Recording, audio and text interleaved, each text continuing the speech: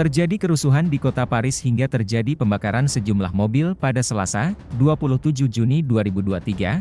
Kerusuhan tersebut dipicu penembakan oleh oknum polisi kepada remaja berusia 17 hingga tewas. Dikutip dari BBC News via tribunnews.com, protes dan kerusuhan meletus di wilayah Paris semalam setelah polisi menembak mati seorang remaja berusia 17 tahun. Remaja 17 tahun itu ditembak mati oleh polisi Prancis setelah dia tidak berhenti ketika diperintahkan oleh polisi lalu lintas, Polantas, setempat.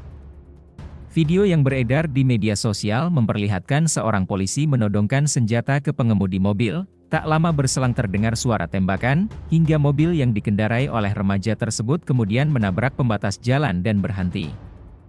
Diketahui remaja bernama Nael M itu tewas akibat luka tembak di dada, meski sempat mendapat penanganan medis dari layanan darurat.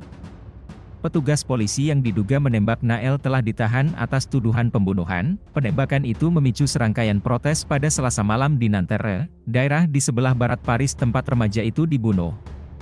Namun aksi protes tersebut berujung pada kerusuhan hingga pembakaran sejumlah mobil oleh massa aksi. Sekitar 24 orang yang diduga sebagai provokator yang menyebabkan terjadinya kerusuhan tersebut ditangkap. Nael M adalah orang kedua tahun ini di Prancis yang tewas dalam penembakan polisi saat berhenti lalu lintas. Pada tahun 2022 lalu, tercatat 13 orang tewas dengan cara yang sama dengan apa yang dialami oleh Nael.